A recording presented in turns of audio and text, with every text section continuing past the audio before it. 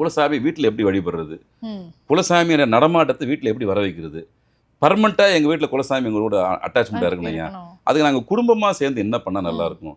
இவ்வளோ முறைகளையும் நம்ம மலேசியா மக்கள் கொடுக்க போகிறோம். ஏன்னா அவங்க வந்து நம்ம மக்கள் கண்டிப்பா. 3 தலைமுறையுமோ 4 தலைமுறையோ போனவங்க, அவங்களுக்கு இந்த நிறைய புரிதல் இல்லை. ம். அவங்களுக்கு புரிய வச்சு இந்த ஒரு விஷயத்தை அவங்களுக்கு திணிச்சிட்டு கொடுத்துட்டோம்னா திணிக்கணும்.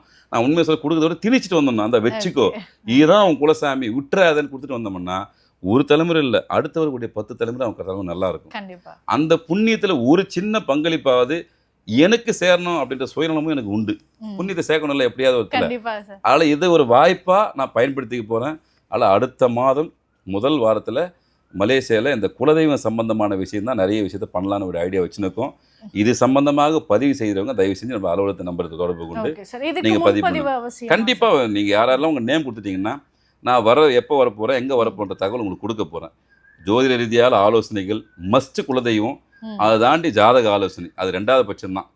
முதல் விஷயம் குலதெய்வம் யாரெல்லாம் உங்களுக்கு தெரில, அதுக்கான சிக்கல் உங்களுக்கு என்ன இருக்குது, எப்படி வீட்டுக்குள்ளே வர வைக்கணும், என்ன பூஜை பண்ணணும், இந்த குலதெய்வ சப்ஜெக்ட் என்னென்ன இருக்கோ உங்களுக்கான சந்தேகங்கள் கேள்விகள் எதுவாக இருந்தாலும் நான் நேரடியாக வந்து ஒரு விளக்கத்தரத்தை தயாராக இருக்கிறேன். அது நான் போய்ட்டு எனக்கு என்ன பெரிய மிகப்பெரிய புண்ணிய காரியம் என்னை பொறுத்த வரைக்கும்.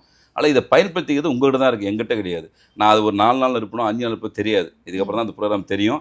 இருந்தது போல முன்கூட்டியே நீங்கள் பதிவு பண்ணிட்டீங்கன்னா நான் எந்த ஊருக்கு வரப்போகிறேன் எங்கே வரப்போகிறேன்னு சொல்லி ஷெட்யூல் போட்டு கொடுத்துட்டேன்னா தாராளமாக குலசாமி தொடர்பாக அனைத்து விதமான சந்தேகங்களையும் நிவர்த்தி செய்து கொள்ளலாம்.